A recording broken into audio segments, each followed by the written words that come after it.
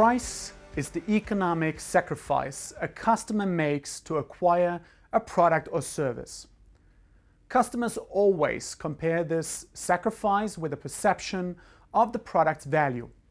Hence, price and value are the cornerstones of every economic transaction. In essence, a customer buys a product or service only if its perceived value is greater than the price. If selecting from several alternatives, the customer prefers the one offering the highest net value or the greatest difference between perceived value and price. A schematic often used to capture this relationship is called the value pricing thermometer, shown in this graph. Let's assume that a customer's perceived value or willingness to pay for a lemonade is $1. If the price is less than $1, the sales volume to this particular customer is equal to 1. If the price is higher than $1, the resulting sales volume is obviously 0.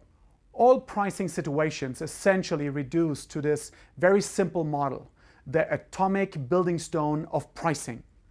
The next input to the pricing thermometer is the firm's cost of goods sold. This generally represents a lower bound on the price, and an organization would be willing to set. In some cases, for a limited time, a firm may price below cost of goods sold in order to spur initial adoption of a product. Generally speaking, however, firms do not sell below cost on a sustained basis. The question now becomes, what determines a consumer's perceived value or willingness to pay? Obviously, the product itself is an important factor. Most of us would typically pay much more for a car than for a wristwatch.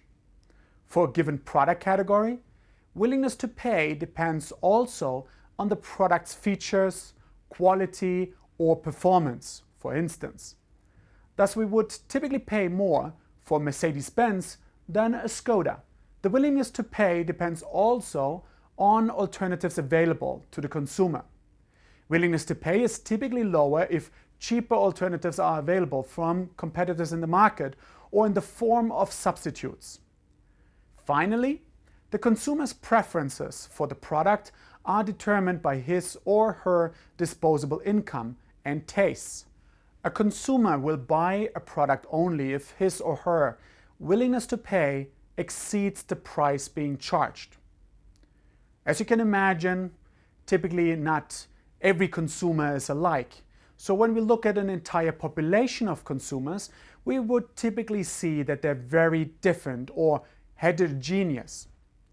As a consequence, it follows that only a subset of consumers will buy a product at a given price. Let's illustrate this using a very simple example. Let's imagine again that you are the marketing manager of a car manufacturer. If you charge a very high price for your car, only a very small number of customers would have a willingness to pay that exceeds that particular price.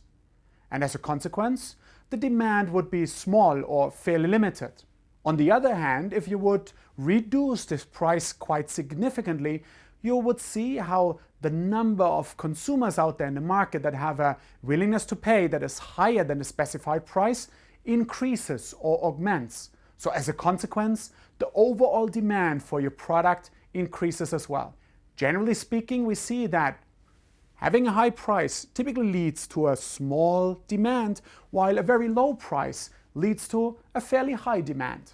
This relationship can be illustrated graphically. The resulting curve is called the demand curve, or sometimes as well it's called the price response curve for a product. It gives the quantity of the product that consumers will demand as a function of its price. In other words, the demand curve plots the cumulative demand for a firm's product across all consumers at a wide range of price points.